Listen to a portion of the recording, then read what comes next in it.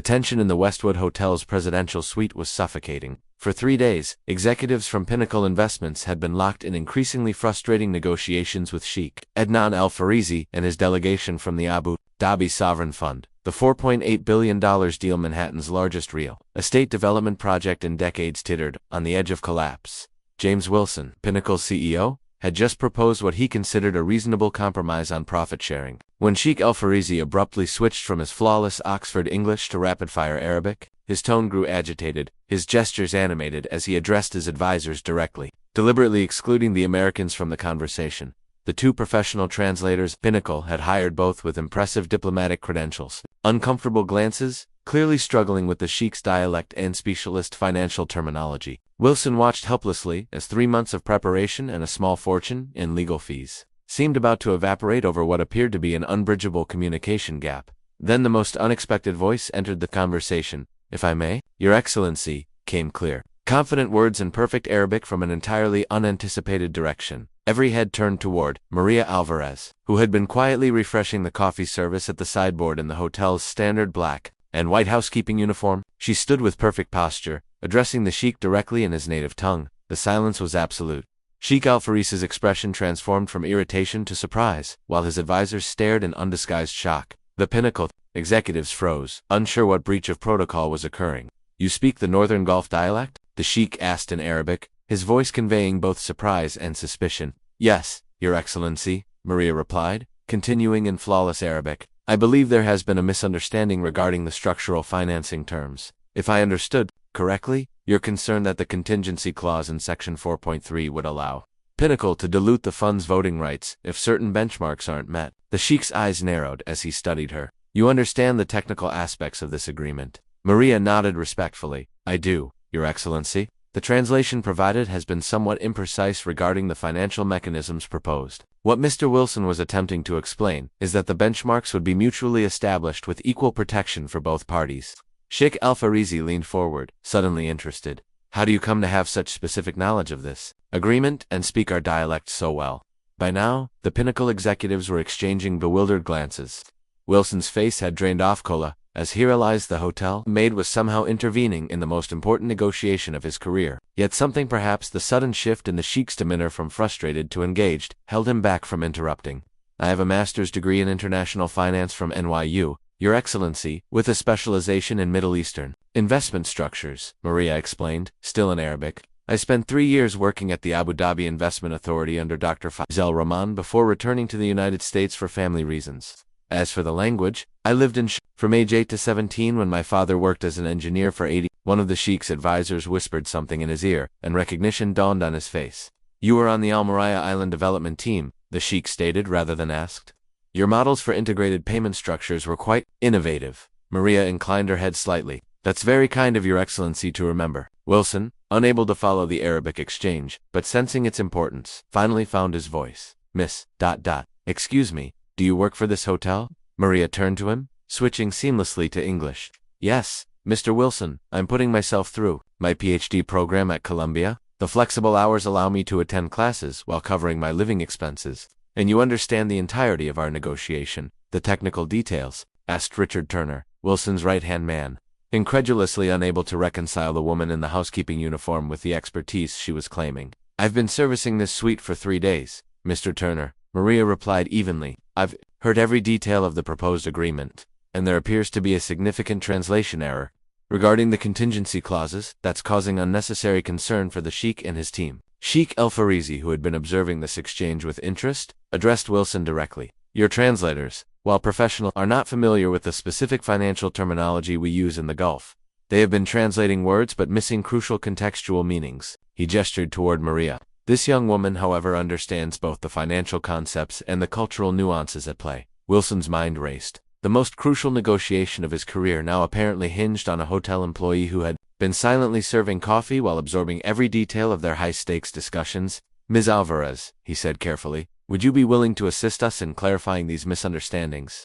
Before Maria could respond, Turner leaned toward Wilson and whispered urgently, "James, this is highly irregular. We have professional translators. We can't just bring in hotel staff too. Your translators are competent in standard Arabic." Sheikh Al-Farsi interrupted, having overheard Turner's poorly concealed objection. but they lacked the technical vocabulary and cultural context necessary. For this specific negotiation, he turned to Maria. Would you be comfortable serving as an intermediary, Ms. Alvarez, with appropriate compensation? Of course. Maria glanced at her watch, a simple, functional timepiece that seemed at odds with her sophisticated understanding of international finance. I can stay for another hour before my evening class, Your Excellency. After that, I would need to make arrangements with hotel management if you wish me to continue. Wilson nodded decisively. I'll speak with the hotel manager personally. Pinnacle will compensate both you and the hotel appropriately. He paused, then added with newfound humility, that is, if you're willing to help us, I would be happy to facilitate clearer communication. Maria replied diplomatically. What followed was unlike any negotiation session the Pinnacle executives had ever experienced. Maria positioned herself not at the sideboard where she had been unobtrusively working, but at the conference table between the two parties. With quiet authority, she began clarifying points that had been lost in translation, explaining cultural nuances that had led to misunderstandings, and reframing technical concepts in ways both sides could fully comprehend. The Sheikh's concern, she explained to Wilson after a detailed exchange in Arabic, isn't about the profit-sharing structure itself, but about the governance mechanisms that would activate in a downside scenario. In Gulf business culture, decision-making authority is often more valued than financial upside. To Sheikh Al-Farsi, she clarified in Arabic, Mr. Wilson's insistence on performance metrics isn't intended as a lack of trust, but rather reflects American corporate governance requirements and fiduciary responsibilities to shareholders. As the hour progressed, the atmosphere in the presidential suite transformed. The tension that had been building for days gradually dissipated, replaced by productive dialogue facilitated by Maria's seamless navigation between languages, cultures, and complex financial concepts. By the time Maria needed to leave for her class, the two parties had resolved the major sticking points that had threatened to derail the entire agreement. Sheikh Al-Farsi's advisors were now engaged in constructive conversation with Pinnacle's legal team, sketching out revised terms that incorporated both parties' core concerns. I need to leave now, Maria said, standing and smoothing her uniform. Will there be anything else before I go? Sheikh Al-Farsi rose from his seat, a gesture of respect that surprised everyone in the room. You have provided an invaluable service today, Ms. Alvarez. I would be interested in continuing this discussion tomorrow, if your schedule permits. I have classes until 2 p.m., Maria replied. I could return after that. Wilson, who had been conferring with his team, approached with newfound respect in his expression. Ms. Alvarez, would you consider a consulting arrangement with Pinnacle for the duration of these negotiations? We would compensate you at the standard rate for financial advisory services. Of course. Maria considered the offer for a moment. I would need to arrange coverage for my shifts at the hotel. I support my mother and younger sister, so I can't simply leave my job. We'll take care of that, Wilson assured her, and the consulting fee would reflect the true value of your expertise. After Maria had left for her class, an awkward silence descended on the room. Sheikh Al-Farsi was the first to break it, addressing Wilson directly. You Americans never cease to surprise me. You bring in highly credentialed translators who miss the essence of our concerns, while the woman serving coffee not only understands our dialect but possesses a sophisticated grasp of international finance. Wilson had the grace to look chagrined. I assure you, Sheikh, we had no idea that a hotel employee could be so educated. The Sheikh finished for him, his tone mild but pointed. In my experience, Mr. Wilson, appearances are often deceiving. In my country, we have a saying, judge the well by the water, not by the ornaments around it. One of the Sheikh's advisors, who had been quiet throughout most of the negotiations, spoke up. I remember Ms. Alvarez from her time at Adaya. Work on structured financing for sustainable development was quite innovative. We were disappointed when she left. Wilson exchanged glances with Turner, both men processing the implications. The woman they had barely noticed for 3 days, who had blended into the background as she performed what they considered menial tasks, possessed expertise that likely surpassed many on their team. I believe, Wilson said slowly, that we may need to reconsider some of our assumptions. The next afternoon, Maria arrived at the presidential suite precisely at 2:15 p.m. Gone was the hotel uniform, replaced by a modest but professional dark blue suit. She carried a slim leather portfolio rather than a serving tray. The transformation was striking, not because she looked fundamentally different, but because the Pinnacle executives were finally seeing her as she truly was. A highly educated finance professional who happened to work in hospitality to support her family and education. The hotel manager had been surprisingly accommodating when Wilson explained the situation. Ms. Alvarez is one of our most reliable employees, he had told Wilson. She's been working here for nearly 2 years while completing her studies. We've always known she was overqualified, but positions in international finance aren't exactly easy to come by, especially for ... He had trailed off. But Wilson understood the unspoken end of that sentence. As Maria took her seat at the conference table now, as a consultant rather than service, Staff Sheikh Al-Farsi greeted her with the respect one reserves for valued colleagues. Ms. Alvarez, before we begin, I've taken the liberty of having my team review your work from your time at Asia. Your paper on integrating ESG metrics into sovereign wealth fund investment strategies was particularly impressive. Maria acknowledged the Sheikh's recognition with quiet confidence. Thank you, Your Excellency. That paper was part of my master's thesis work. Which raises the question, Turner interjected, unable to contain his curiosity. How does someone with your qualifications end up ... He gestured vaguely, seemingly uncomfortable completing the sentence. End up cleaning hotel rooms? Maria finished for him, her tone made a fact rather than defensive. The 2008 financial crisis eliminated many entry-level positions in finance just as I was completing my master's degree. After my father passed away unexpectedly, I needed immediate income to support my mother and sister. The hospitality industry offered flexible hours that allowed me to pursue my doctorate while meeting my family obligations. The explanation hung in the era subtle indictment of the very system these powerful men represented, where talent alone wasn't always enough to overcome circumstances and structural barriers. Sheikh Al-Farsi nodded thoughtfully. Sometimes life takes unexpected turns. The true measure of character is how one navigates those turns with dignity. Wilson cleared his throat, eager to move past the uncomfortable moment. Shall we proceed with the negotiations? I believe we were making excellent progress yesterday.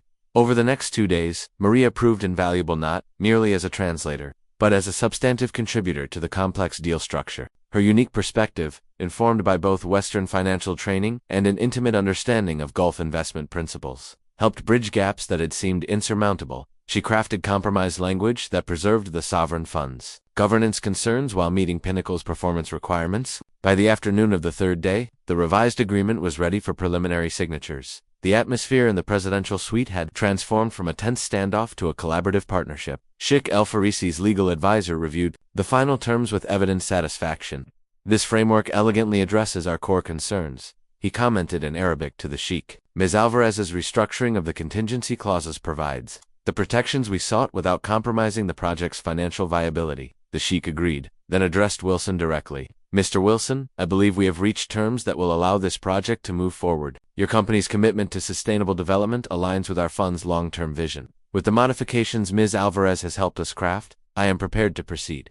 As the principals signed the preliminary agreement, Maria sat quietly, observing her role complete. She had already discussed her compensation with Pinnacle's finance director, a consulting fee that exceeded 6 months of her hotel salary and would allow her to reduce her work hours and focus more on completing her dissertation. When the signing concluded, Sheikh Al-Farsi approached her. Ms. Alvarez, I would like to extend an invitation. Our fund is establishing a new sustainability investment division in New York. We require someone who understands both Western financial markets and our approach to long-term value creation. Would you be interested in discussing a position with us after you complete your doctorate? Maria's carefully maintained composure showed a brief flicker of surprise. I would be honored to have that conversation, Your Excellency. Excellent. My chief of staff will arrange a formal interview at your convenience. The Sheikh paused, then added, though I consider these past days' interview enough. Your performance under these unusual circumstances has been most impressive. Wilson, overhearing this exchange, approached with a rueful smile. I hope you'll consider options on both sides of the negotiating table. Ms. Alvarez, Pinnacle could certainly benefit from your expertise as well. For a woman who had spent years being invisible to men like Wilson, the sudden professional recognition might have been disorienting. But Maria received these overtures with the same poised dignity she had shown throughout the negotiation process. I appreciate both opportunities, she replied diplomatically. My immediate focus remains completing my doctorate, but I'd welcome further discussions when the time comes. As the meeting concluded and participants prepared to depart, one of Pinnacle's junior executives held the door for Maria. Small gesture that would have been unthinkable 3 days earlier, when they had perceived her only as hotel staff. In the elevator descending from the presidential suite, Wilson found himself alone with Maria. An uncomfortable silence stretched between them until he finally spoke. I owe you an apology, Miss Alvarez, not just for failing to recognize your capabilities, but for failing to truly see you at all until your skills became useful to me. The admission seemed to cost him something, a crack in the polished veneer of corporate confidence. Maria studied him thoughtfully. The world is full of invisible people, Mr. Wilson. The woman who cleans your office after hours, the man who delivers your packages, the barista who remembers your complicated coffee order. All of them have stories, educations, dreams, and capabilities that you might find surprising. She paused as the elevator reached the lobby. Perhaps the real opportunity here isn't just a successful business deal, but a reminder to look more carefully at the world around you. With that, she exited the elevator, leaving Wilson to consider her words. 6 months later, the groundbreaking ceremony for the Manhattan Sustainable Development Project attracted significant media attention. The partnership between Pinnacle Investments and the Abu Dhabi Sovereign Fund was hailed as a model of international cooperation in urban sustainability. Photos showed Wilson and Sheikh Al-Farsi shaking hands as construction crews prepared to begin work on what would become a landmark development. What the press releases didn't mention was the story behind the negotiation: how a presumed maid had transformed a failing deal through her unexpected expertise. Nor did they mention that Maria Alvarez, now Dr. Alvarez, after successfully defending her dissertation on sustainable finance models, had accepted a position as Director of Sustainability Integration for the joint venture, with a corner office in the very building where she had once served coffee. On her first day in that office, she found a small, beautifully wrapped package on her desk. Inside was an elegant pen inscribed with Arabic calligraphy. The accompanying note, written in the Sheikh's distinctive hand, read simply, "To water from the well, not ornaments. May you continue to surprise those wise enough to see your true value." Maria placed the pen carefully on her desk, a reminder of the journey that had brought her here and the unexpected moment when a millionaire sheikh had spoken in Arabic and only the maid had responded, changing the trajectory of her life and challenging the assumptions of everyone in that room. As she prepared for her first executive meeting, she smiled at the thought that somewhere in this very building, other invisible people were serving coffee, emptying trash bins, and dusting furniture, each with their own untold stories and unrecognized capabilities, waiting for the moment when they too might step forward and be truly seen.